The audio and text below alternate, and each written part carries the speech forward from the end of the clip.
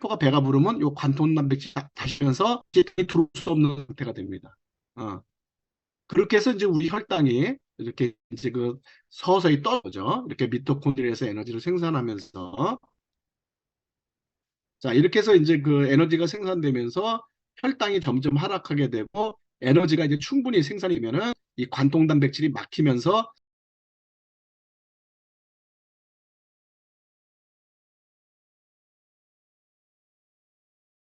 당뇨병이 생기는 원인은 뭐다? 이제 그걸 알아야 되겠죠. 당뇨병이 생기는 원인. 자, 당뇨병은요, 대사성 질환이에요. 대사성 질환. 3대 대사성 질환의 하나가 이 당뇨병입니다. 자, 우리 그 대사성 질환에 이제 세 가지, 3대 대사성 질환이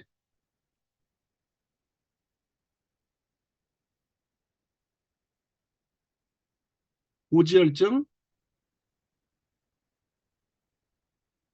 그 다음에 고혈압, 당뇨.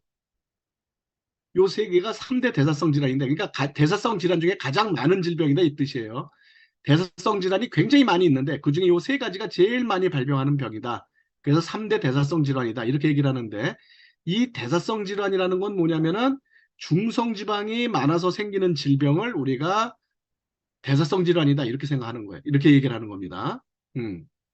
자, 그러면은 이 중성지방이 많은 게 왜 혈당을 높이는 거에 영향을 혈당이 이제 그 당뇨병을 일으키는데 저기 원인이 되냐면은 자, 이렇게 세포가 있어요. 다시 한번 앞에서 얘기했던 거 또다시 반복을 하면은 자, 우리가 이제 이 안에 이제 미토콘드리아가 당을 이제 연소시켜서 에너지를 생산한다 그랬죠. 자, 그런데 식사를 하게 되면은 혈당이 상승하죠. 이건 누구나 다 똑같죠. 자, 그러면 인슐린이 분비가 됩니다. 아까도 말씀드렸지만 혈당이 상승하면 인슐린이 분비가 돼요. 그러면 이 인슐린이 세포벽을 자극하죠. 그러면 관통단백질이 열린다 그랬죠. 그 세포가 열리게 되죠. 자, 그러면 당이 이 세포 속으로 들어가서 요 미토콘드리아에서 태워져서 에너지가 생산되는 겁니다. 자, 이렇게 요거 다 이해가 되셨죠? 앞에서 설명했던 내용이 이겁니다. 자, 그런데 만약에 이 세포벽 바깥에 지방층이 두껍게 껴있다. 이걸 한번 생각해 보자고요. 지방이 많아서 너무나 몸속에 지방이 많아서 세포벽까지 이렇게 지방이 두껍게 쌓이게 됐다. 그러면 어떻게 되느냐? 인슐린이 세포를 자극하고 싶은데 자극할 수가 없어요. 왜? 지방층 때문에. 어. 자, 우리가 짜장면 배달을 시켰단 말이죠. 배가 고파서. 짜장면 배달을 시켜서 우리 철가방 아저씨가 열심히 배달을 왔어요. 그래서 이 철가방 아저씨가 초인종을 띵동 하고 눌러야 문이 열리면서 배달이 완료가 되는 거죠. 그러면 이제 짜장면을 주고 돈 받고 오면 되겠죠. 그죠?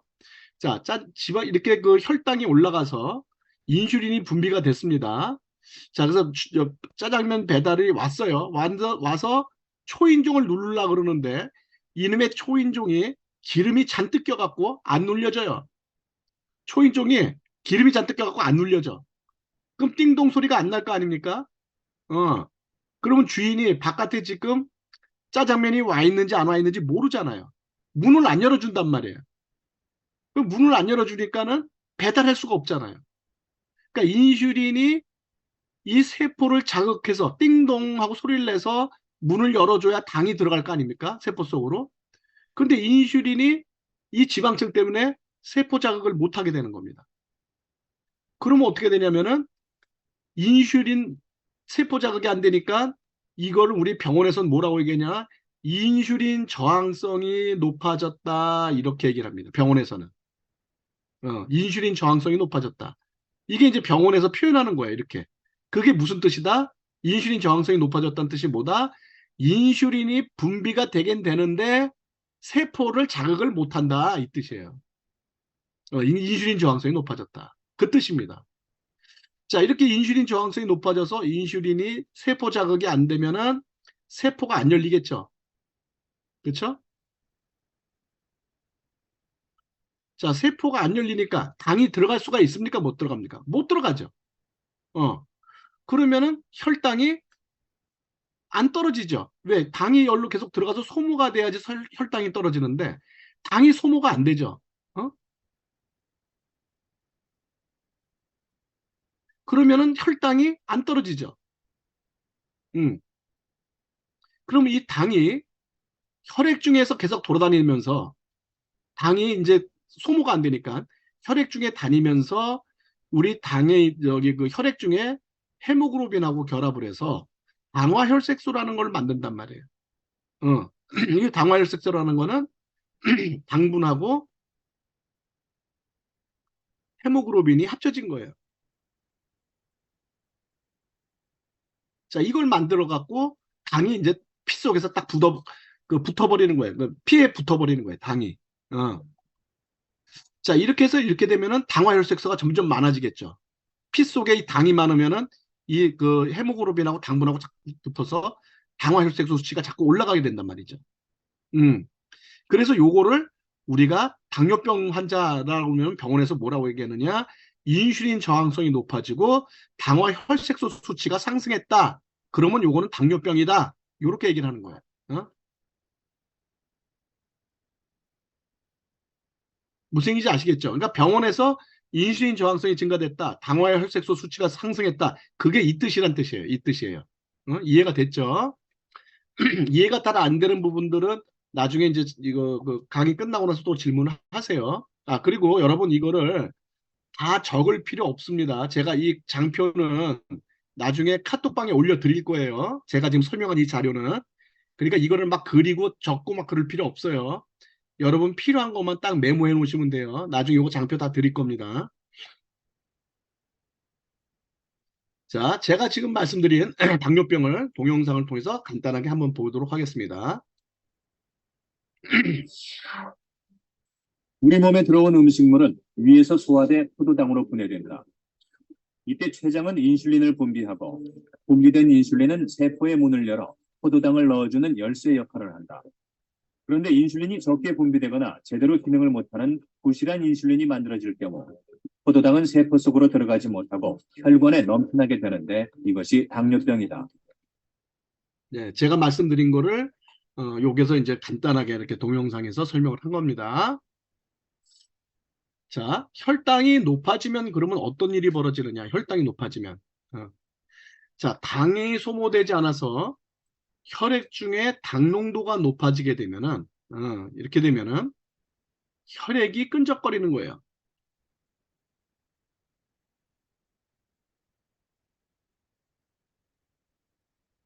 즉, 그 혈액의 점도가 상승하는 거예요.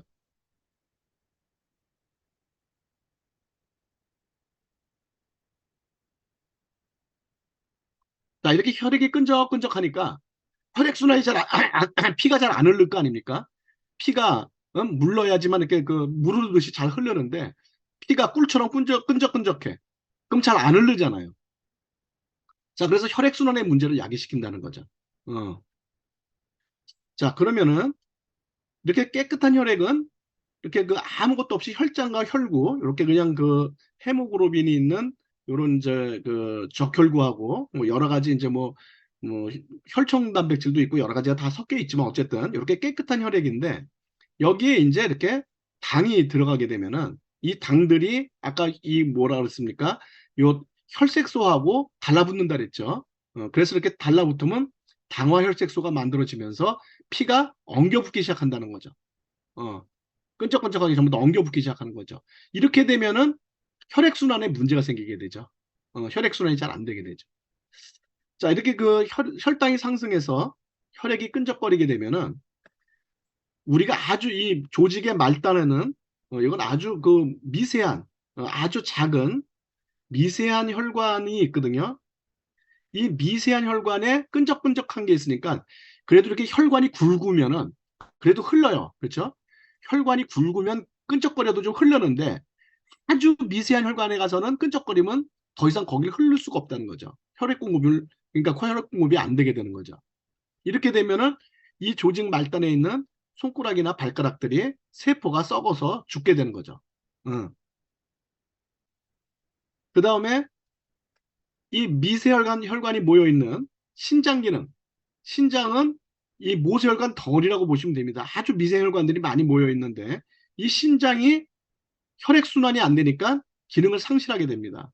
그래서 대부분의 당뇨병 환자들이 나중에 투석을 하게 되죠. 신장 기능이 나빠지죠. 그 이유가 뭐냐면 신장은 아주 미세한 혈관들이 많이 모여 있기 때문에 그래요. 이게 잘 막혀요.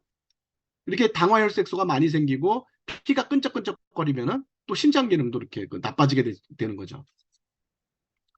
그 다음에 이제 눈에도 미세한 혈관이 굉장히 많거든요. 근데 이제 이런 그 안구의 혈관도 막히면서 녹내장이라든지 또는 황반변성이라든지 이런 증상이 오게 되죠. 자, 그러니까 당뇨병이라는 거는 혈액 중에 당이 많아서 생기는 질병인데 그 당이 많은 것 자체가 문제인 게 아니라 당 때문에 혈액이 끈적끈적해지는 게 문제라는 거예요. 그래서 혈액이 잘 안 흐르기 때문에 손발이 괴사가 되고 신장 기능이 망가지고 녹내장이나 황반변성 같은 이런 합병증들이 생기게 된다 이런 얘기예요. 자, 그러니까는 피만 끈적거리지 않으면 혈당이 높아도 상관은 없어요. 근데 혈당이 높아지면 피가 끈적거리기 때문에 이런 증상들이 나타난다는 거죠. 그러니까 이게 왜 생겼느냐? 피가 끈적거려서 생기는 거예요.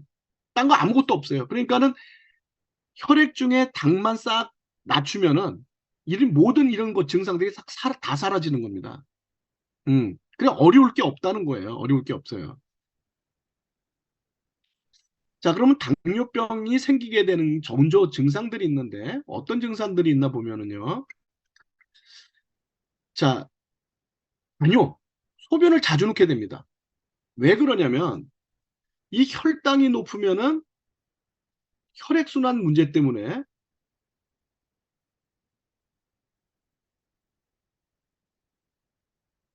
요것 때문에 지금 우리 아까 얘기했지만 뭡니까 말단까지 피가 안 흐르고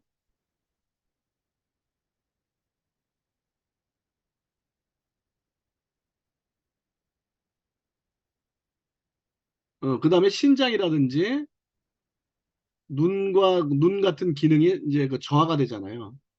그렇죠? 그러니까 이건 그냥 놔두면 안 되지 않습니까? 그러니까는 우리 몸에서는 이게 에너지로 바뀌어야 되는데 당이 에너지로 바뀌어야 되는데 이놈에게 에너지로 바뀌지 않고 혈액 중에 그대로 남아 있어서 혈액이 끈적끈적해지니까 이거 그냥 놔두면 사람이 죽게 생겼거든 지금. 그죠? 그래서 소변을 통해서 배출을 합니다. 당을. 그렇지 않으면 혈액순환이 문제가 너무 심각해져서 사람이 죽게 생겼으니까 지금. 그래서 이렇게 당을 에너지로 바꾸는 게 아니라 소변으로 배출시켜 버려요. 그러니까는 당뇨병에 걸리는 전조 증상은 뭐냐? 소변을 자주 놓게 되는데 보통 1, 7회 정도면 정상인데 1, 10회 이상을 소변을 놓게 된다는 거죠. 굉장히 자주 놓게 된다는 거죠. 어. 그러면 요거는 당뇨병 의심을 해볼 수가 있는 겁니다. 물론 커피 같은 거를 먹어서 이 커피는 이뇨 촉진 작용이 있거든요. 어. 이렇게 되면은 이 이뇨 촉진 작용 때문에 이것 때문에 소변을 자주 놓게 돼요. 이거는 당뇨가 아니에요, 이거는. 요건 이제 그 카페인 때문에 그러는 겁니다. 카페인 때문에. 그러니까 이런 경우는 이제 제외하는 거예요. 이건 아니에요. 자, 그 다음에 이렇게 소변을 누다 보니까 당만 빠져나가는 게 아니라 모두 빠져나간다? 수분도 빠져나간다는 거예요. 잦은 소변으로 수분이 배출되는 거죠. 그죠? 그러니까 탈수 현상이 발생하면서 계속 목이 마릅니다. 그래서 물을 많이 먹게 돼요. 음.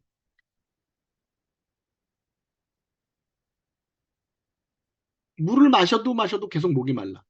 이런 탈수 현상이 발생하게 되고요. 그 다음에 이제 여기 요건 지울게요.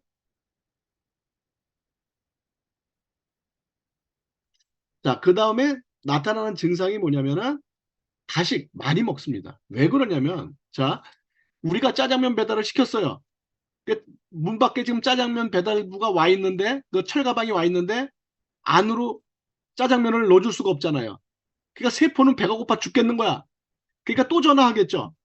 아, 왜 짜장면 시켰는데 안 와요? 막 이러니까, 어디 배달 사고가 났나 그러고 또 그 중국집 아저씨가 또 이제 짜장면을 만들어서 또 보내주는 거야. 근데 그 짜장면도 못 들어와.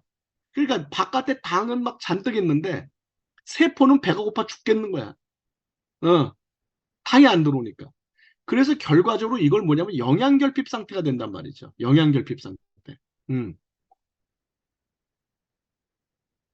그게 일종의 영양실조가 되는 거예요. 그래서 당뇨병은 영양실조다 이렇게 얘기하는 이유가 뭐냐면 우리가 먹은 음식에 있는 당이 세포 안으로 들어가지 못해서 세포 에너지가 생산이 안 되기 때문에 세포가 굶어 죽는단 말이에요. 세포가 굶어 죽어.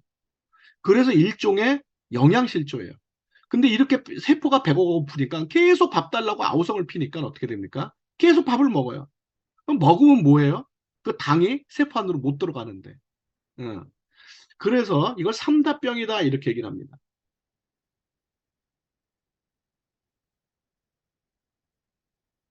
소변을 많이 넣고 물을 많이 마시고 밥을 많이 먹고 요 세 가지가 당뇨병의 의심 증상입니다. 그 다음에 이제 요건 이제 그 일반적인 우리가 증상으로 알 수 있는 거고, 요 당화혈색소 수치가 상승하는 건 이거는 혈액 검사를 통해서 알 수가 있는 거지. 우리가 이제 알 수는 없죠. 혈액 검사나 또는 당 수치를 보는 이제 기기 요런 걸 갖고서는 우리가 확인할 수가 있는 거고요. 그 다음에 이제 에너지가 생산이 안 되니까 너무나 힘이 없어. 무기력증, 만성 피로 이런 것들이 생길 수밖에 없죠. 에너지 생산이 안 되니까. 그죠? 그 다음에 이제 그 혈액순환이 안 되다 보니까, 혈액순환이 안 되니까 어떻게 됩니까? 세포가 괴사되기 시작하는 거죠. 응?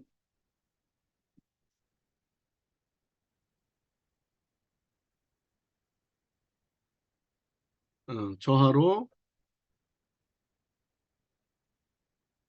세포의 영양과 산소 공급이 저하되면서 세포가 파괴가 되죠. 어. 그러니까 이제 통증이 조금씩 생기는데 그걸 이제 우리가 처음에는 따끔거리는 걸로 느끼게 되죠. 따끔따끔거리는 걸 느끼지만 그게 점점 커지면 이제 통증이 되면서 썩어 들어가겠죠. 그렇죠? 그 다음에 피부가 얼룩얼룩해집니다. 혈액순환이 잘 되는 부분도 있고 안 되는 부분도 있고 이렇게 돼서 피부가 얼룩얼룩해집니다. 자, 요런 증상들이 당뇨병의 의심 증상이다. 이렇게 여러분이 보시면 될 것 같아요. 자, 그래서 이렇게 이제 그 당뇨병에 걸리게 되면 혈액순환이 안 되면서 이제 피부병으로 오인할 수 있는 그런 피부에 이제 문제가 생기는데, 자, 인슐린 저항성이 높아지면 가장 많이 생기는 게 뭐냐면 흑색 가시세포증이라 그래갖고요. 이렇게 피부가 접힌 부분 있죠. 피부가 접힌 부분이 까맣게 되는 거. 이런 거 여러분 가끔 보셨을 거예요. 피부가 이렇게 접힌 부분이 까맣게 되는 거. 요게 이제 인슐린 저항성이 높아지는 거. 즉, 인슐린 분비가 많았을 때 생기는 겁니다. 어.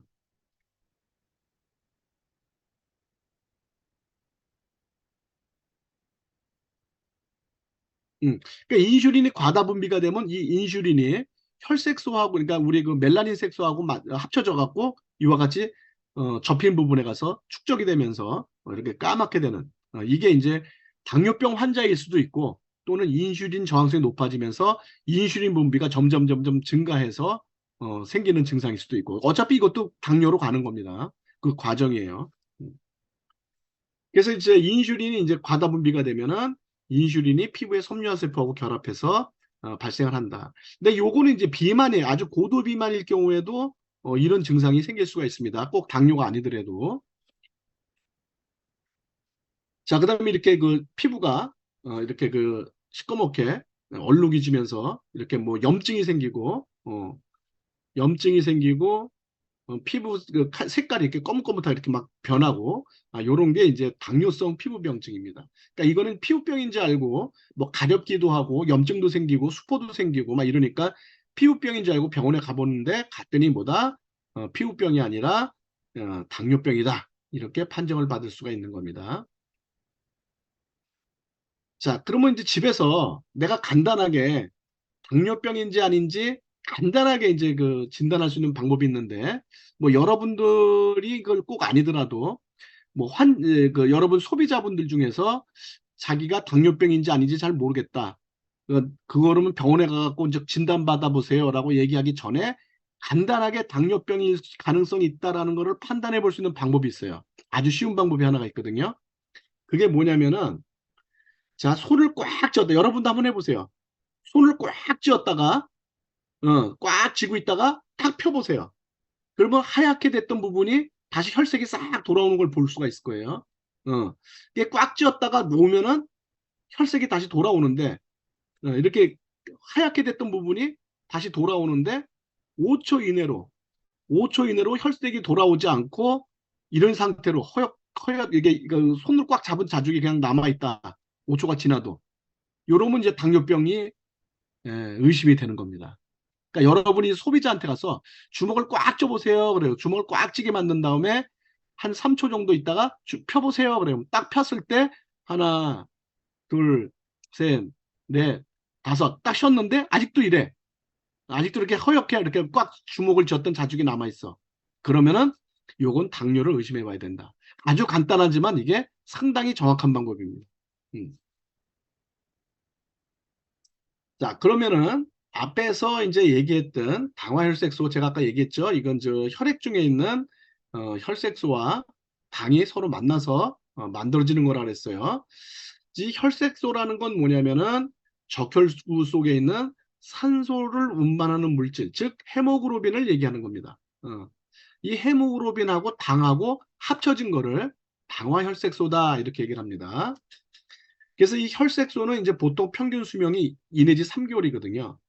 그러니까는 혈액 중에 당 수치가 높으면은 이 혈색소하고 당이 합쳐지는 그 시간이 2, 3개월 동안 계속 합쳐지니까 당이 많으면 많을수록 그 당화 혈색소 수치가 점점 상승하겠죠. 그죠?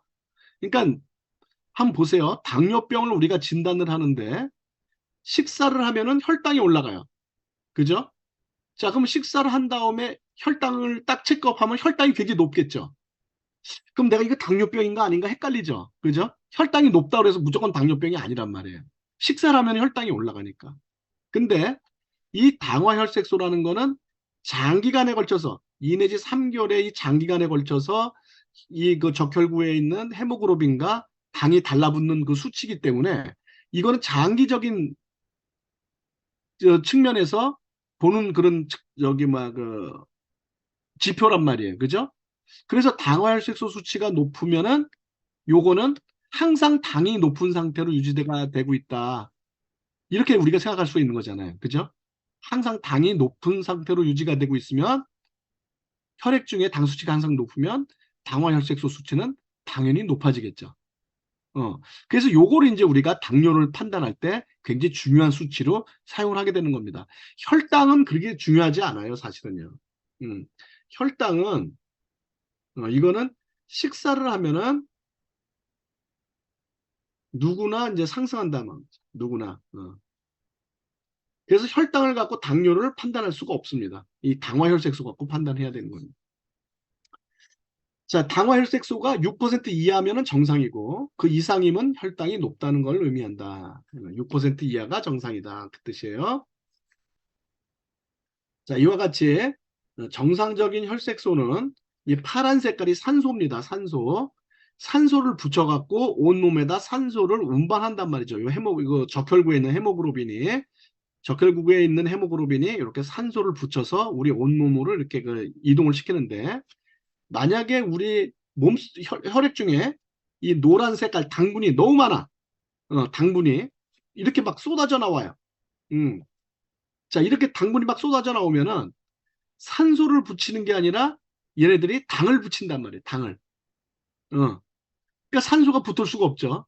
그러니까 산소가 결핍 상태가 되면서 세포도 이제 그 산소가 부족으로 세포도 파괴가 되고, 그 다음에 이렇게 혈액과 당이 붙은 거를 당화혈색소라고 부른다. 그러니까 당화혈색소 수치가 높으면 높을수록 우리가 당뇨병에 더 근접하게 된다 이런 얘기입니다. 이해가 되셨죠? 이렇게 산소를 붙여야 되는 거, 혈색소에 당이 달라붙는다. 그 뜻이에요. 당이 많으니까. 자, 그럼 당화혈색소와 혈당의 관계는 어떻게 되냐면요. 자, 당화혈색소가 6%면은 혈당은 뭐 올라갔다 내려갔다 할 거 아닙니까? 하루에도 몇 번씩 올라갔다 내려갔다 해요. 밥 먹으면 올라갔다, 또 이제 굶으면 또 떨어졌다, 이렇게 왔다 갔다 하는데 평균적으로 120 정도. 평균 혈당이 120이면은 당화혈색소가 6% 정도 나옵니다. 그러니까 요 이하면은 정상입니다. 자, 근데 당화혈색소가 1%가 상승을 했나? 1%가 상승을 하면은 평균 혈당은 약 30이 상승합니다. 그러니까 당화혈색소가 다시 8%가 되면 다시 30이 상승해서 60이 상승하고 9%가 되면은 90이 상승하고 이렇게 30씩 상승하는 이런 상관관계를 갖고 있어요. 그래서 당화혈색소 1 상승할 때마다 평균 혈당은 약 30씩 증가하는 게 일반적인 어, 통계고요. 당화혈색소를 1%만 낮춰도 당뇨로 인한 사망률과 합병증을 대폭 감소시킬 수가 있습니다. 그러니까 중요한 거는 당화혈색소예요. 그 혈당은 하루에도 몇 번씩 올라가 내려갔다 하니까. 음. 자, 그럼 당뇨병의 판단 기준은 어떻게 되느냐? 자, 혈당은 수시로 변화가 되기 때문에 혈당으로 당뇨병을 판단하지 않습니다. 나 혈당이 높아요. 그 혈당이 높다고 해서 당뇨병이 아니에요. 혈당이 낮아요. 혈당이 낮다 그래갖고 당뇨병이 아니다라고 얘기할 수도 없는 겁니다. 중요한 거는 당화혈색소 수치입니다. 당화혈색소 수치. 당하고 혈색소가 얼마나 많이 붙어 있느냐. 자, 그래서 일반적으로 이제 뭐 우리가 혈당을 보게 되면은 공복 시에는 뭐 109 정도 이렇게 나오고요. 식사 후 1시간이 지나면 180까지 올라갑니다. 이것도 정상이에요. 식사를 하고 난 다음에 1시간 정도 지나면 180까지 올라가고, 이제 식사 후 2시간이 되면 조금 떨어지죠. 이렇게 조금 떨어지죠. 이게 왜냐면 이제 당이 소모가 되니까. 이게 3시간 정도 되면은 다시 이제, 3시간 정도 되면 다시 공복 혈당이 됩니다. 공복 혈당으로 어, 내려갑니다. 음. 그러니까 보통 이제 우리가 식사를 하고 3시간 후가 되면은 혈당은 다시 이 공복의 혈당으로 낮아진다. 자, 그런데 이제 당뇨병인 사람은 공복 혈당이 높죠.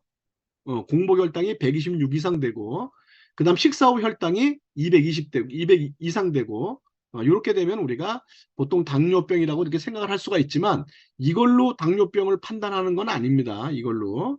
그 혈당으로 전열 포도당 농도, 즉 혈당으로 이제 판단하는 게 아니라 뭘 갖고 판단한다?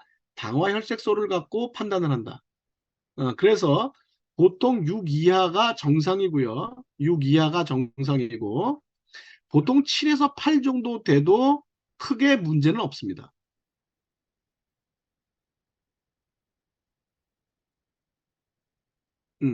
하지만 9 이상, 9 이상 당화혈색소 수치가 높아지면은 우리가 당뇨병이다라고 얘기할 수가 있는 거죠. 그래서 당화혈색소 수치가 9 이상. 그러면은 평균 혈당은 약 210 정도가 나옵니다. 평균 혈당. 올라갔다 내려갔다 하는 혈당을 하루 다 더해서 평균을 내면 약 210 정도 되는 게 우리가 당뇨병이라고 얘기할 수 있는 수치다라는 겁니다. 자, 그러면 병원에 가면은요, 이 당뇨병을 과연 어떻게 처리할까? 음, 자, 이렇게 지방층이 생겨서 인슐린이 분비가 돼도 세포에 자극이 안 돼서 세포가 안 열리는 거를 병원에서는 뭐라고 부른다? 인슐린 저항성이 증가됐다라고 얘기를 합니다. 그 다음에 이렇게 당이 떨어지지 않아서 이 당과 혈액이 결합을 해서 당화혈색소 수치가 상승을 했다. 요러면은 병원에서 요거는 당뇨병입니다 라고 얘기를 하면서 뭔가 치료를 해준다는 거죠. 자, 그럼 어떤 걸 해주느냐? 인슐린을 증가시키든지 아니면은 인슐린 분비를 촉진하는 그러한 성분을 투여를 합니다. 자, 인슐린 하나 갖고는 자극 강도가 약하다 이거예요. 우리 몸에서 나오는 인슐린 하나 갖고는 자극 강도가 약하니까 인슐린을 더 많이 분비되도록 만들어주는 거예요. 어? 그럼 인슐린이 많이 나오게 되면 인슐린 저항성이 높아져서 인슐린에 대해서 둔감해졌는데 인슐린 한 개가 자극할 때보다 인슐린 한 개가 자극할 때보다 인슐린 여러 개가 자극을 하면은 이렇게 되면 자극 강도가 증가하겠죠. 그죠? 그러면은 세포가 열린다는 거죠. 그러면 이제 당이 소모가 되면서 당이 하락하겠죠. 그죠? 혈당이 하락하겠죠. 그러니까 병원에서 해주는 건 뭐다? 인슐린 분비를 촉진시키고 인슐린을 추가로 직접 투입하기도 하고 하는 요법으로 해서 이 그 둔감한 세포를 열어준단 말이죠. 그러면서 이제 혈당이 하락하게 만들어주는 게 병원에서의 치료 방법이다.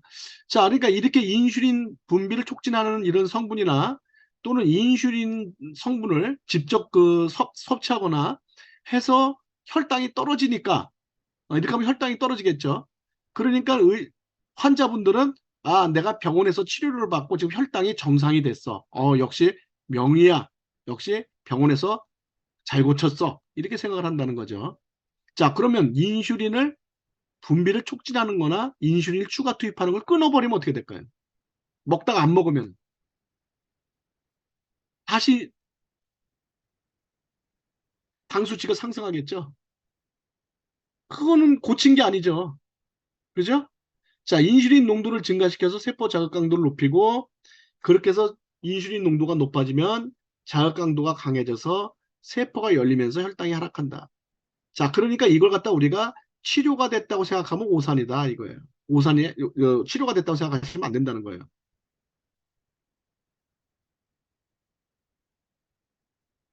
치료가 된 것이 아니라 뭐예요? 일시적으로 혈당을 낮춰준 거죠. 왜? 이 세포 밖에 있는 지방층은 그대로 있으니까. 자, 이 세포 밖에 있는 이 지방층이 진짜 원인이잖아요. 이게 진짜 당뇨 원인이잖아요. 그쵸? 그쵸? 근데 이건 그대로 있잖아요. 지방층은 그대로 있잖아요. 그러니까 병원 치료를 갖고는 당뇨병을 해결할 수가 없어요. 해결할 수가 없습니다. 자, 근데 해결할 수 없을 뿐만이 아니라 더 큰 문제가 있는데 어떤 문제가 있냐면은 자, 인슐린이라는 거는요. 두 가지 역할을 해줍니다. 하나는 세포를 자극해서 세포를 열어주는 역할도 해주지만 또 하나의 역할은 뭐냐면은 쓰고 남은 당을 다시 지방으로 합성해서 저장합니다. 자, 그러니까 인슐린이 많으면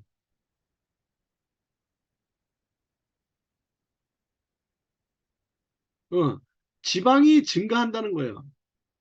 지방 축적이 증가한다는 거예요. 어, 이게 큰 문제예요. 자, 그래서 병원에서 인슐린 분비 촉진제나 인슐린을 직접 주사를 맞게 되면은 우리 몸의 인슐린 농도가 증가하겠죠. 그렇죠? 이렇게 인슐린 농도가 증가를 하게 되면 지방 합성을 촉진해서 오히려 지방이 더 늘어난다는 거예요. 어.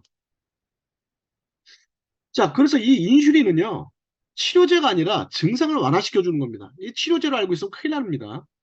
자, 그래서 이 인슐린은요, 어떻게 되냐면 이렇게 되는 거예요. 자, 지방층이 이렇게 쌓여 있단 말이죠. 자, 그래서 인슐린을 추가로 증가를 시켰어요. 자, 그랬더니만은 더 많은 지방층이 생기는 겁니다. 왜? 인슐린이 지방을 합성하니까. 남은 당을 지방으로 합성하니까. 자, 이렇게 인슐린이 많아지면 지방이 더 많이 생기죠. 그러면 그 많은 지방이 또다시 세포벽에 가서 쌓인단 말이죠. 그러면 이제 요 정도 인슐린 갖고는 안 열려. 더 넣어줘야 돼. 그럼 또 인슐린을 추가해버린단 말이에요. 또 추가하는 거예요. 그러면 또 인슐린이 더 많아졌으니까 지방이 더 많이 생겨요. 그러면 또 여기 지방이 또 껴요. 그러면 이제 어떻게 해요? 인슐린을 아무리 증가시켜도 더 이상 세포가 열리지 않는 때가 오게 된다는 거죠. 그러면 병원에선 더 이상 치료해 줄 게 없어요. 지금 이 인슐린을 치료제로 알고 의사 선생님 제 목숨만 살려주세요 이러고 있는 사람들은 결과적으로 죽어요. 이게 안 되는 겁니다, 이게. 음. 자, 그래서 병원 치료 중에 병원에서 환자들한테 하라고 하는 게 있을 겁니다. 자, 뭘 하라고 하냐면은요. 칼로리 섭취를 줄여라. 의사들이 칼로리 섭취를 줄여라. 이렇게 얘기를 하고요. 그래서 저칼로리 음식을 먹어라. 이렇게 얘기를 하죠.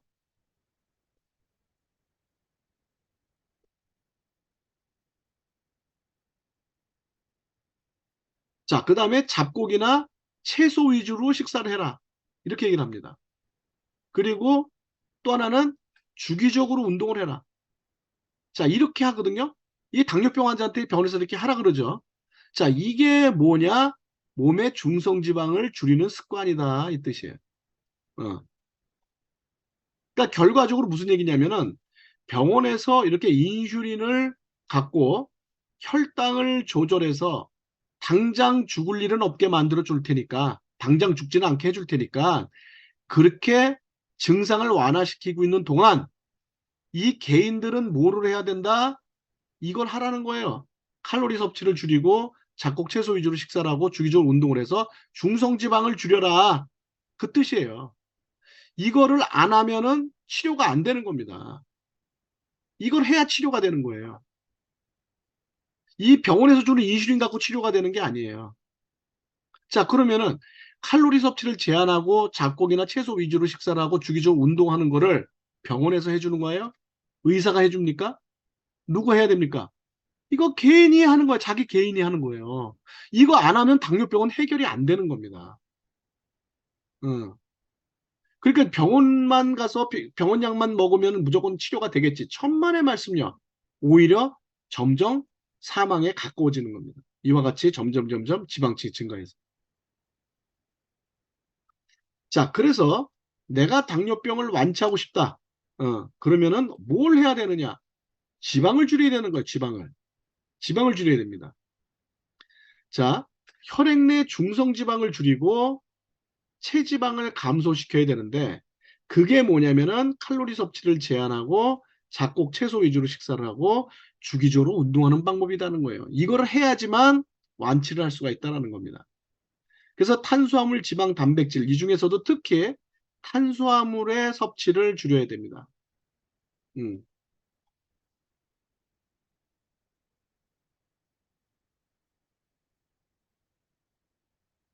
왜냐면 이 탄수화물이 분해가 되면 당이 되거든요. 요게 이제 소화가 되면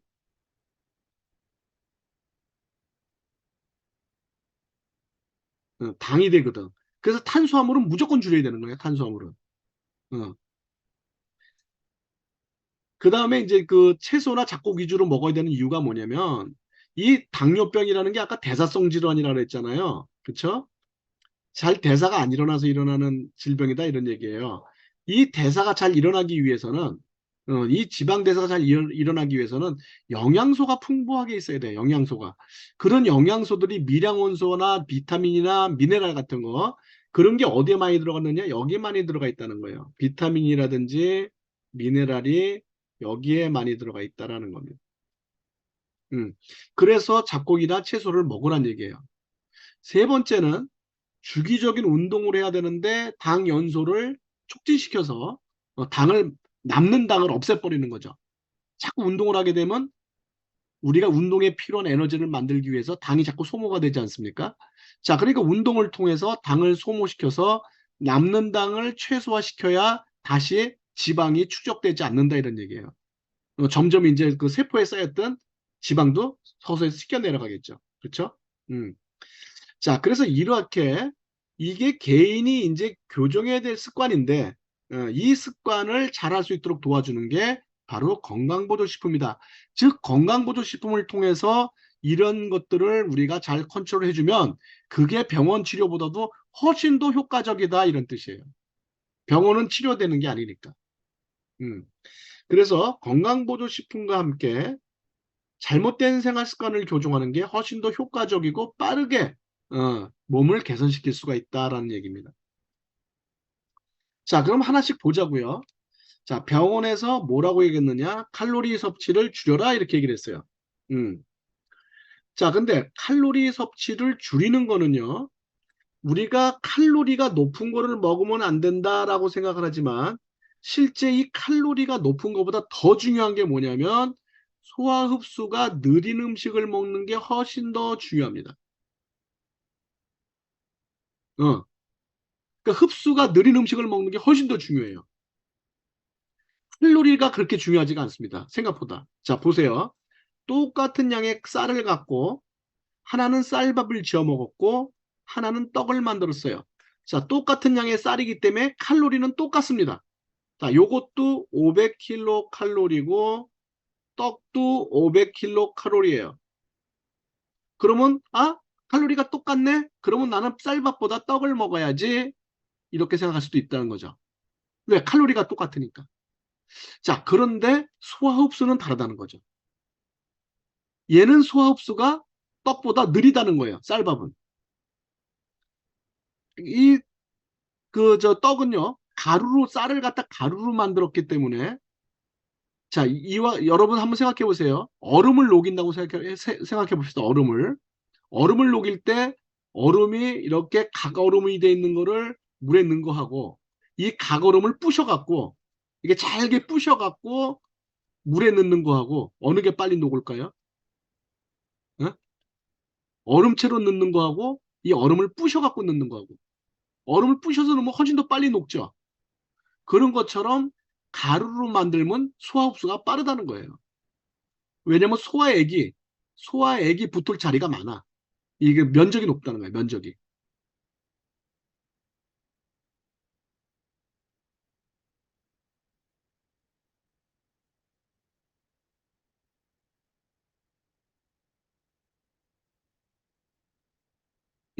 그러니까 흡수가 빨리 된다는 거예요. 빨리 소화가 돼서 흡수가 빨리 돼버린다. 그래서 가루로 만든 음식은 똑같은 쌀을 갖고 해도 가루로 만들면은 소화 흡수가 훨씬 빠르기 때문에 떡을 먹으면 훨씬 더 살이 잘 찐다는 거예요. 지방이 더 잘 증가된다는 거예요. 어. 그래서 가루로 만든 음식들은 이런 거는 칼로리보다 더 위험하다. 자, 이걸 갖다가 이제 만든 게 GI 지수라는 게 있어요. 글라이세믹 인덱스를 해갖고 GI 지수라는 게 있는데,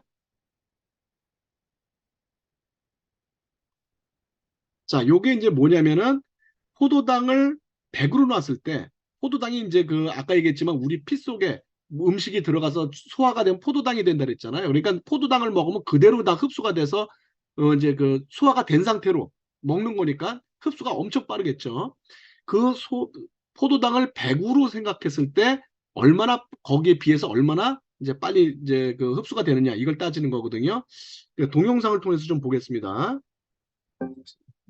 1981년 캐나다의 젠킨스 박사는 당뇨 환자들을 위해 수백 가지의 음식을 연구하기 시작했습니다.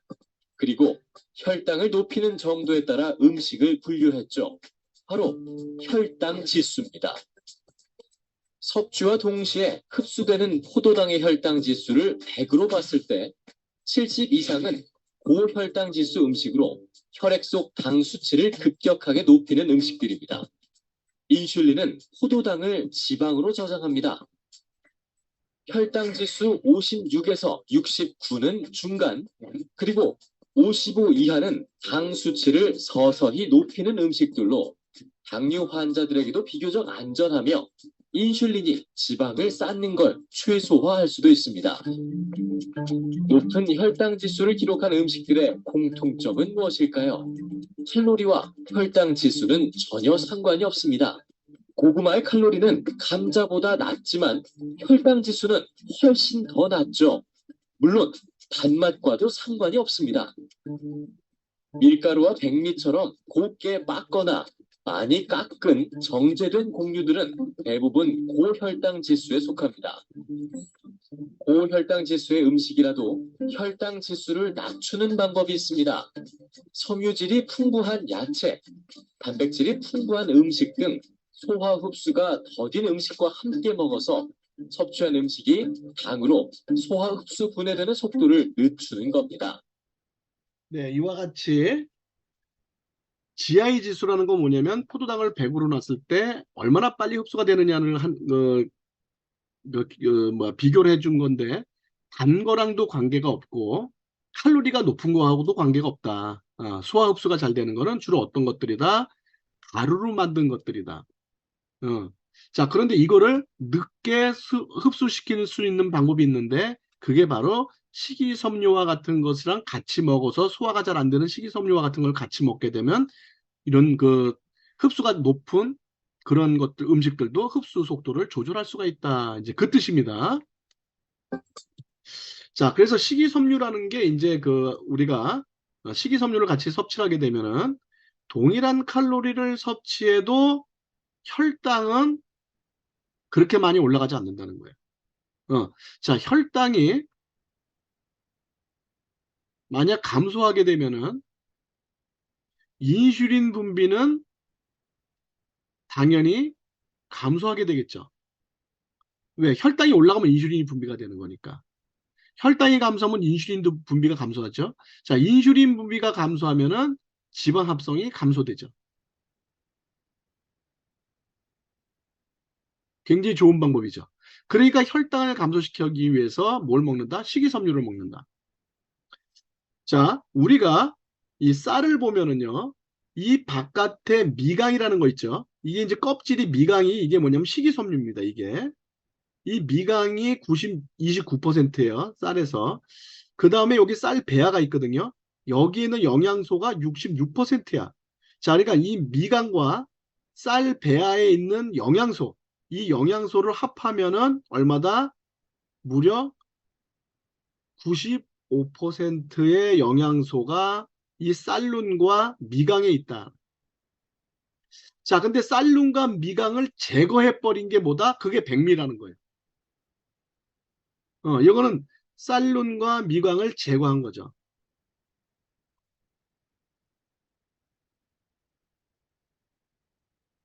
보정을 통해 제거한 거죠. 자, 그러니까 무슨 얘기냐면 백미는 쌀에 있는 영양소의 95%를 제거하고 오로지 뭐만 먹는 거다? 오로지 탄수화물만 먹는 거다. 이 백미는 탄수화물이라는 거죠. 그러니까는 탄수화물과 함께 이 쌀룬과 미강에 있는 식이섬유 그리고 여러 가지 영양소를 같이 섭취해야 되는데 그건 싹 버리고 탄수화물만 섭취하는 게 백미를 섭취하는 거라는 거죠. 그래서 이거는 굉장히 좋지가 않다. 이거는 혈당을 올린다. 자, 현미는 이와 같이 껍데기가 노랗잖아요. 요게 이제 뭐다? 요게 식이섬유라는 거죠.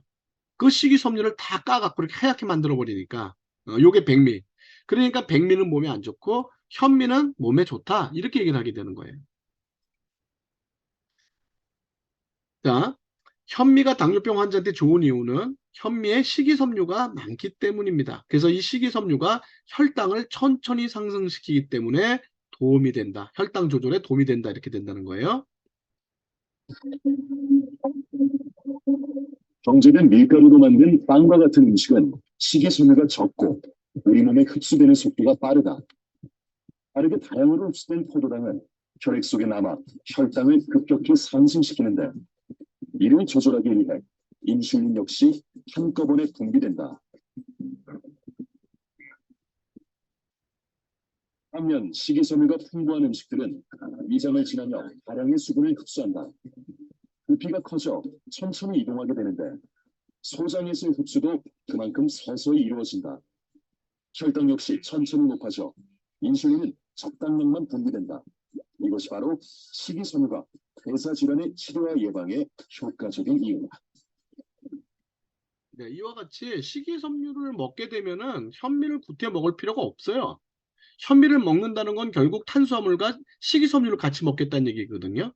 그러니까 백미를 먹더라도 별도로 건강보조식품을 통해서 식이섬유를 섭취하게 되면 현미를 먹을 필요가 없는 겁니다. 자, 그래서 식이섬유라는 거는요, 음식에 있는 지방을 흡착 배출시켜서 칼로리원의 흡수를 감소시키는 역할도 해주고요. 그 다음에 당의 흡수속도를 조절해서 혈당을 조절해주는 역할도 해줍니다. 그렇기 때문에 식사 전에 반드시 식이섬유를 섭취하는 게 도움이 되겠죠. 그 식이섬유의 종류는요, 식물성과 동물성이 있어요. 자, 그런데 이제 식물성은 잡곡이라든지 채소에 함유가 되어 있는 거고, 동물성은 게나 새우 껍질에 있는 게 이제 보통 이제 키틴질이라는 건데, 그게 이제 동물성 식이섬유입니다. 자, 그런데 이 동물성 식이섬유를 키틴질을 더 큰 분자로 만든 거를 우리가 키토산이라 그러는데, 이 키토산은 식물성에 비해서 지방 흡착과 혈당 조절 효과가 굉장히 뛰어납니다. 그래서 이 파이버넷이라는 제품이 있는데, 이 파이버넷은 식물성과 동물성을 각각 50%씩 식이섬유를 합한 게 파이버넷이고요. 마이엣지는 식사 후에 혈당 조절을 하는 기능을 강화시킨 겁니다.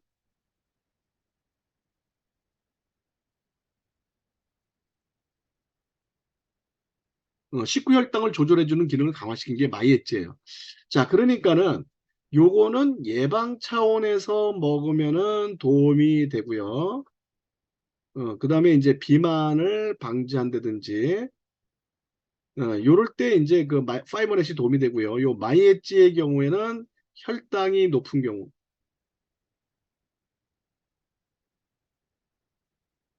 마이엣지가 도움이 되겠죠. 그러니까는 이제 나는 혈당이 오기 전에 미리미리 조심할래. 그러면 파이버넷 먹으면 되고, 난 벌써 혈당이 높아졌어. 그러면 마이엣지 드시면 되는 겁니다. 이게 둘 다 이제 식이섬유들이 굉장히 많이 들어와 있어요.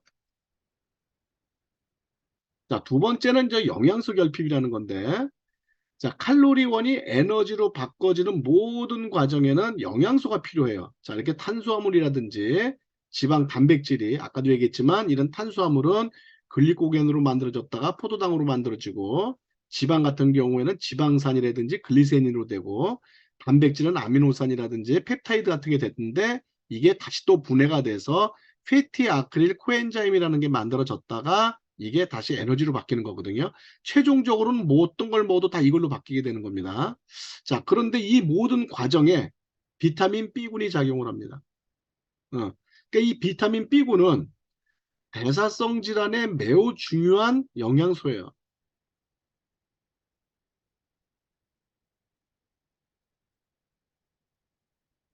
음. 왜냐하면 이와 같이 탄수화물, 지방, 단백질을 분해시켜서 에너지로 바꾸는 데 필요한 비타민이기 때문에 대사성 질환에 매우 중요한 겁니다. 음식물 속에 들어있는 영양소 중 탄수화물, 단백질, 지방 등 3대 영양소는 혈액을 타고 세포 속으로 들어가 에너지 발전소인 미토콘드리아에 의해 우리 몸에서 활용할 수 있는 에너지가 된다. 그런데 이들 3대 영양소의 산화 과정에서 반드시 필요한 것이 각종 효소들로 이루어진 비타민과 미네랄 등 미량 영양소인 것이다.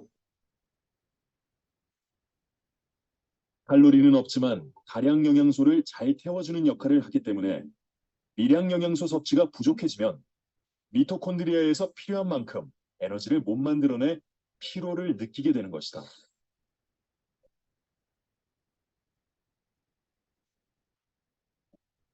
또한 에너지로 채 바뀌지 못한 열량은 혈액을 떠다니다 그대로 몸에 축적된다. 네, 이와 같이 영양소가 결핍이 되면은 지방이 분해돼서 에너지로 바뀔 수가 없기 때문에 또 당이 소모가 될 수가 없기 때문에 지방 축적이 촉진된다는 거예요. 그러니까 모든 영양을 골고루 섭취해야 되는 거죠. 자, 이렇게 해서 모든 영양을 골고루 섭취해야 되는데 이런 모든 영양소를 골고루 섭취하는 건 굉장히 어렵죠. 그런데 라이프팩이라는 이런 우리 종합 영양제를 먹게 되면은 이렇게 많은 음식 속에 포함되어 있는 다량의 영양소들을 굉장히 고함량으로 섭취할 수가 있어요. 자, 그러니까 우리가 이렇게 많은 음식들을 다 섭취할 수는 없지 않습니까? 그렇죠? 그래서 이런 음식에 들어있는 여러 가지 그 비타민이나 아미노산, 그 다음에 이제 그 미네랄 이런 것들을 전부 다 포함한 게 있는 게 이 라이프팩입니다. 그러니까 라이프팩을 먹는 게 우리가 영양을 골고루 섭취하게 하는데 가장 좋은 거죠. 우리가 음식을 통해서 이렇게 골고루 영양 섭취하기가 쉽지가 않죠. 자, 세 번째는 운동 부족인데, 자, 당을 태워서 에너지를 생산하는 곳이 아까 얘기했지만 세포 속에 미토콘드리아라고 그랬어요. 자, 그런데 운동을 하게 되면은 에너지가 많이 필요하겠죠. 그렇죠? 그래서 이제 미토콘드리아가 많아지면 에너지 생산이 증가하게 되고 결과적으로 에너지 생산을 위해서 몸속에 있는 지방을 태워야 되기 때문에 중성지방이 감소가 되는 거죠. 자, 이걸 연소시켜서 에너지를 만드니까. 그렇죠? 그러니까 중성지방이 감소할 수밖에 없게 되는 거죠. 자, 그럼 미토콘드리아를 증가시키기 위해서는 운동을 해야 됩니다. 운동을 하게 되면은 우리 몸에서는 많은 에너지가 필요로 하게 되기 때문에 에너지 생산을 위해서 미토콘드리아를 증가시킬 수밖에 없게 되는 거죠. 이렇게 미토콘드리아가 증가가 되면은 많은 중성지방을 우리가 연소시킬 수가 있기 때문에 우리가 심혈관계 질환이나 당뇨 같은 거를 예방할 수가 있겠죠.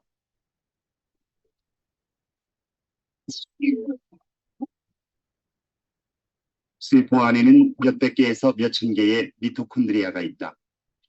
미토콘드리아는 호흡으로 들어간 산소와 음식물에서 얻어진 당을 연소시키는데 이 작용을 통해 생명 유지에 필요한 에너지가 발생되는 것이다.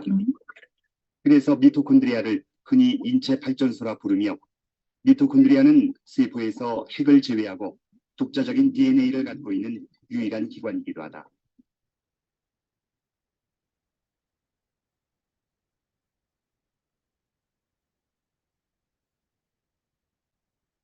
최에너지원이라 볼 수 있는 미토콘드리아의 돌연변이와 기능 저하로 인해 에너지 생산이 활발해지지 않으면 당뇨병과 같은 성인병에 걸릴 확률이 높아진다는 것이다. 이 말대로라면 미토콘드리아가 당뇨병은 물론 각종 성인병의 비밀을 푸는 열쇠가 되는 셈이다. 자, 미토콘드리아가 저하되면은 당뇨병이 생길 수도 있고 심혈관계 질환이 생길 수도 있다. 따라서 당뇨병이나 심혈관계 질환은 이 미토콘드리아가 얼마나 많으냐 하는 게 굉장히 중요하다 하는 얘기예요. 그러니까 미토콘드리아가 많으면 당연히 당뇨에도 도움이 되고 심혈관계 질환에도 고혈압이나 고지혈증과 같은 심혈관계 질환에도 도움이 된다는 얘기입니다. 자, 근데 이렇게 미토콘드리아를 증가시키려면 뭐를 해야 됩니까? 운동을 해야 돼요, 운동을. 근데 운동이 쉽습니까? 요즘같이 더울 때 당뇨병 환자 나가서 운동하다가는 잘못하면은 일사병으로 돌아가실 수도 있어요. 그죠? 또 겨울에는 또 엄청 춥습니다, 우리나라가. 또 봄에는 황사가 불어요. 예. 가을에는 오래간만에 또 야외 나가서 단풍놀이도 해야 될 거 아닙니까? 운동할 시간이 없어요. 운동할 시간이. 어떻게 미토콘드리아를 증가시킵니까? 자, 근데 이제 걱정할 필요가 하나도 없습니다. 알스키어드라는 제품이 있는데 이거는 세계에서 유일무이한 제품입니다. 세계의 유일한 제품입니다. 세계에서 유일한 제품이에요. 이 알스키어드를 먹게 되면은 미토콘드리아에 있는 유전자를 젊게 리셋시켜서 미토콘드리아의 개수를 획기적으로 증가시킵니다. 그러니까 운동을 해야 미토콘드리아 개수가 증가하는데 운동 안 하고도 미토콘드리아 개수가 획기적으로 증가시키는 쓰고 있는 게 이 알스키어드예요. 그러니까 한 달 복용 시에 미토콘드리아가 무려 650에서 1200%까지 증가합니다. 어마어마하게 증가합니다. 이런 제품은 없어요, 세상에. 오로지 알스키어드밖에 없어요. 그 다음에 또 그것뿐만이 아니라 손상된 미토콘드리아 유전자를 또 회복까지 시켜줍니다. 세상에 이런 제품은 없습니다. 운동한 효과를 낼 수 있는 세계 유일한 유전공학적 제품이 이 알스키어드예요. 그럼 이게 진짜인지 거짓말인지 제가 직접 임상실험을 해봤어요. 자, 한국 TCM이라는 유전자 검사 기관에서 알스퀘어드를 한 달 동안 복용을 하고 여기 보면은 여기 분자 유전학 검사 결과지 해가고 미토콘드리아 활성 검사에서 나왔죠. 자, 이거 한 달 동안 그 미토콘드리아를 먹고 미토콘드리아가 알스퀘어드를 먹고 피 검사를 했을 때 어떻게 됐느냐? 보시면 mtDNA가 미토콘드리아 DNA 카피수, 그러니까 그 미토콘드리아가 얼마나 많이 늘어났나 그겁니다. 미토콘드리아가 무려 650%가 증가했습니다. 거기다가 요 밑에 보면은 미토콘드리아 DNA 결실, 즉 망가진 그 결실이라는 건 뭐냐면 그 망가진 거란 뜻이죠. 망가진 여기 보면 미토콘드리아 DNA 결실, DNA가 망가진 게 0.275가 있었었는데 한 달 후에 미검출이에요, 미검출. 싹 다 고쳐졌습니다. 아이고, 이거 왜 이러지? 아이고, 왜 이래? 어? 잠깐만요.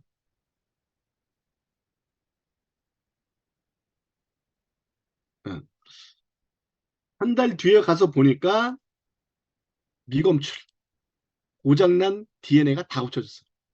또 한 분은 마찬가지로 한 달 동안 복용을 하고 미토콘드리아가 무려 1212%가 증가했어요.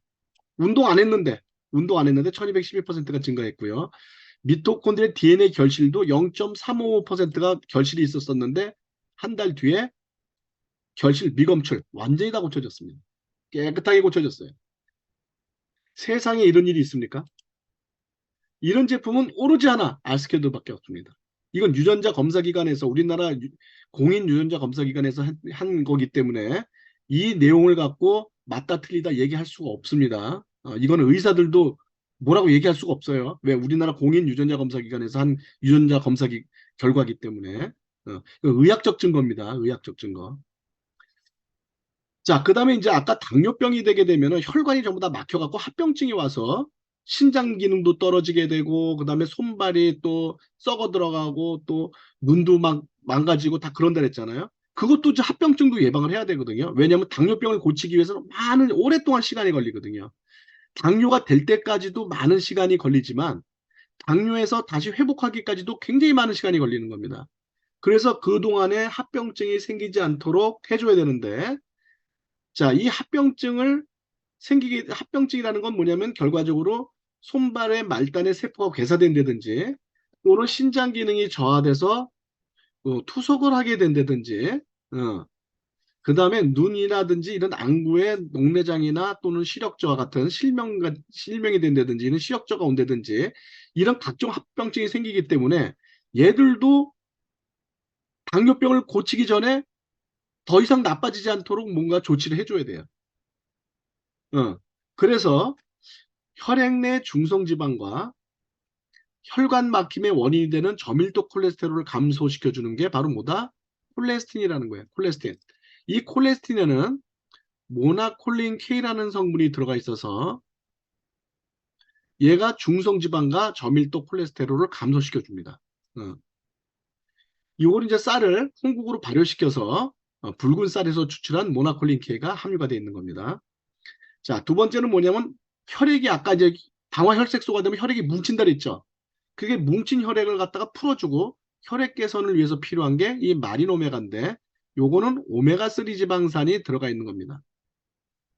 이 오메가3 지방산이 이렇게 그 뭉친 혈액을 풀어주는 그런 역할을 해줍니다. 자, 그 다음에 이제 여기 크릴새우 오일이 이제 30% 정도 들어가 있는데 이 크릴새우 오일에는 인지질이 풍부하고요. 그 다음에 항산화 성분이 많이 들어 있습니다.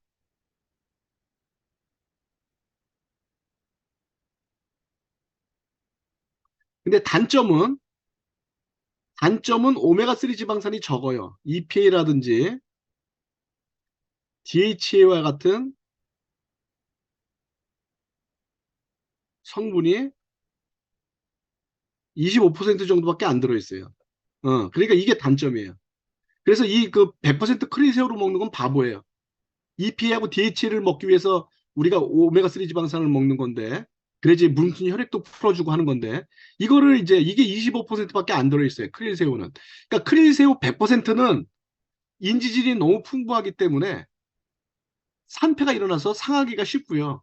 그 다음에 EPA나 DHA와 같은 오메가3 지방산이 25%밖에 안 들어있기 때문에 건강보조식품으로 취급할 수가 없습니다. 크릴 100% 크릴새우는. 그래서 100% 크릴 오일은요. 그거는 거기 보시면 뭐라고 써있냐면 일반 식품이라고 써있어요. 일반 식품. 그러니까 100% 크릴 오일은 이거는 건강보조식품이 아니라 일반 식품입니다. 건강보조식품이 될 수가 없어요. 왜 그러냐면 EPA라든지 DHA가 너무 작기 때문에 그래요. 그러니까 100% 크릴새우 먹는 건 바보입니다. 자, 그 다음에 지방대사를 촉진하고 혈당을 조절해주는 역할을 해주는 게 메타. 이런 것들이 이제 합병증 예방하는 데 도움이 되는 겁니다. 자, 그래서 이제 정리를 하게 되면은, 자, 혈당을 조절하기 위해서는 칼로리 섭취 제한을 해야 되고, 대사에 필요한 영양소를 골고루 섭취해야 되고, 주기적인 운동을 해야 된다. 자, 이게 뭐냐면은 의사가 권장하는 거다.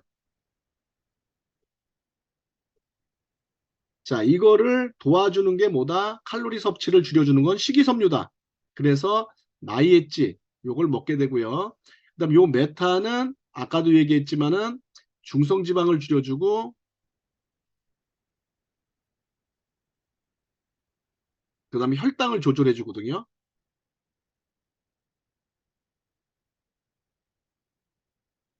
그래서 마이엣지하고 메타 요건 이제 당의 흡수속도를 조절해 주는 거고요.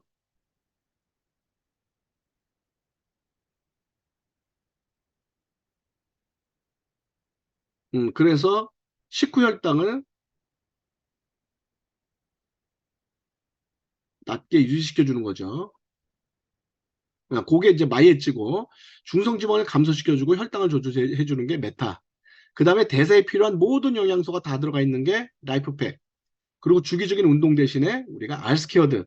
자, 요렇게 먹으면은 혈당을 조절하는데 아주 효과적인 그런 그 처방이 되고 합병증 예방을 위해서는 혈관 청소를 해야 된다 그랬죠. 그래서 혈액 내 중성지방을 감소시켜주고 혈액순환을 개선시켜줘야 되는데 이때 콜레스틴과 마리노메가가 도움이 된다. 자, 그래서 이와 같이 마이엣지, 메타, 라이펙, 알스케어드, 콜레스틴, 마리노메가 이런 것들을 같이 먹어주면 당뇨병은 반드시 치료가 됩니다. 여러분 제가 확실하게 말씀드리지만 병원에서는 당뇨병을 못 고치지만 이 제품을 1, 2년 이상 꾸준히 먹게 되면 당뇨병은 확실하게 혈당은 조절하고 잡힙니다. 제가 자신 있게 말씀드릴 수가 있어요. 단 당뇨병에 먹지 말아야 되는 제품도 있습니다. 어떤 거냐면은 G3 요거는 과당이 들어있기 때문에 혈당이 상승합니다. 그래서 환자들이 별로 안 좋아해요. 환자가 안 좋아합니다.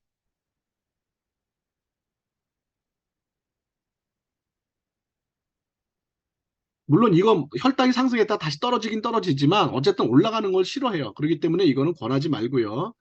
그다음 리보나 요스 같은 경우에는 간 기능을 향상시켜서 공복 혈당이 상승합니다. 그래서 이것도 환자가 싫어합니다.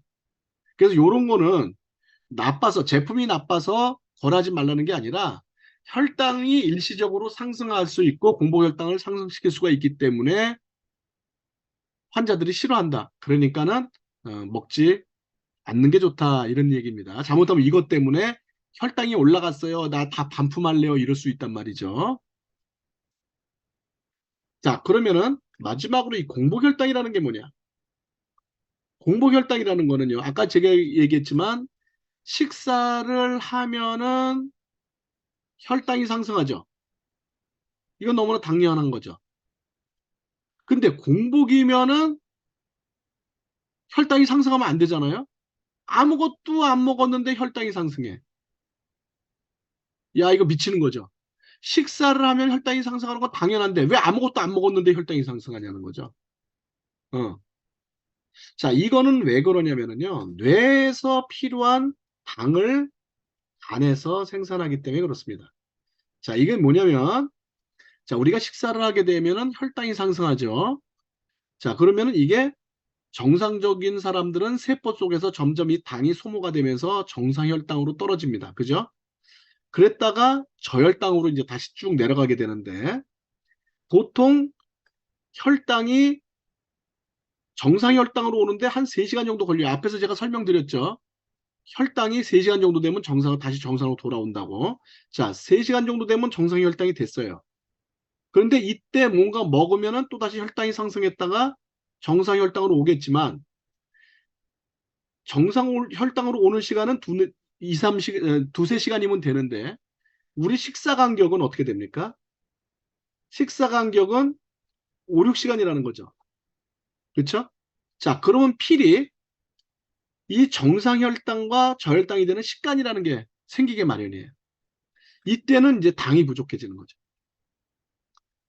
이때는 당이 부족해지는 거예요. 자, 그럼 뇌는 이 당으로 먹고 사는 놈이거든요. 우리가 섭취한 당에 이 뇌는요, 인체가 소비한 당의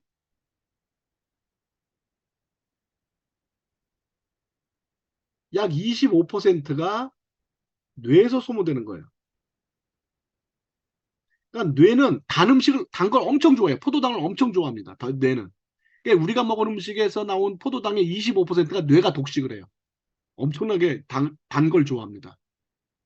자, 그런데 이 저혈당이 되게 되면은 당이 부족해지잖아요. 그러면 이 뇌가 당이 부족해지면 짜증을 냅니다. 그래서 이 뇌가 필요로 하는 당을 어디서 생산해 주느냐? 간에서 생산해 줍니다. 식간에는 간에서 당을 생산해서 뇌에다 공급해 주는 거죠. 그러니까 아무것도 먹지 않아도요, 간에서 당을 생산하는 거예요. 그래서 이제 어떤 것들을 이용하냐면은, 운동한 후에 생긴 근육대사 노폐물, 주로 이제 젖산 같은 건데, 젖산 같은 거를 분해해서 당을 만들기도 하고요. 그 다음에, 그 일반인들도 운동한 후에 혈당이 상승합니다. 우리가 일반적으로 운동을 하면 당이 떨어질 거라고 생각하지만, 운동을 하게 되면 근육대사물이 많아지고 이 근육대사 노폐물을 갖고 당을 만들기 때문에 혈당이 상승하게 돼요. 그러니까 운동을 해도 혈당이 상승합니다. 일시적으로. 근데 일반인들은 다시 혈당이 떨어지지만 당뇨병 환자는 혈당이 잘 안 떨어지는 거예요. 그래서 당뇨병 환자들이 운동하고 난 다음에 혈당 올라갔다고 막 이걸 왜 그러지 그러는데 그건 당연한 겁니다. 당연한 거. 그건 이상한 게 아니에요. 운동하면 혈당이 올라가게 돼 있어요. 그게 나쁜 게 아니에요. 혈당이 올라갔다 하더라도. 왜냐하면 지방이 분해된 거니까. 그건 나쁜 게 아닌데 그러니까 혈당을 갖고 자꾸만 당뇨병이랑 연관지면 안 된다는 거예요. 당화 혈색소를 봐야지. 혈당은 올라갈 수도 있고 내려갈 수도 있고 왔다 갔다 하는 거예요. 그러니까 너무 혈당을 갖고 이렇게 막 예민하게 굴 필요는 없다는 거예요. 그래서 이제 이와 같이 우리가 간에서 지방이나 이런 걸 이용해서 당을 생산하기도 하고 그 다음에 근육대사 노폐물 같은 거를 갖고 당을 생산하기도 해서 이 식간에 부족한 당을 뇌에다 공급해 주기 때문에 혈당이 상승하는 걸 우리가 공복혈당이라고 한다. 근데 일반인들은 이 당이 잘 소모가 되기 때문에 혈당이 뭐 이렇게 급격히 올라갈 일은 없지만 당뇨병 환자의 경우는 당을 잘 소모시키지 못하기 때문에 혈당이 잘 안 떨어진다. 이걸 우리가 뭐라 그런다? 우리가 공복혈당이 높아졌다라고 얘기하는 거예요.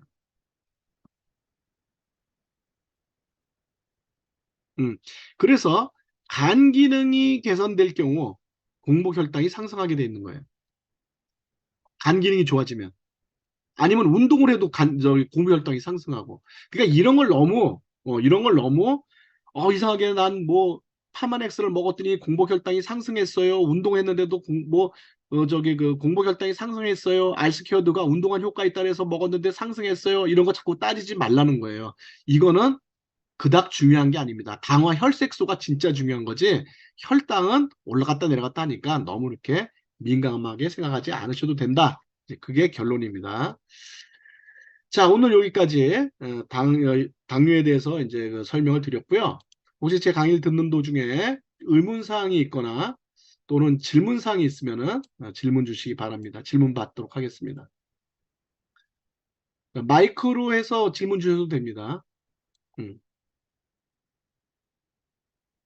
글씨 쓰기 어려운 분은 마이크로 하세요. 글씨 쓰면 시간이 걸리니까. 질문 없어요?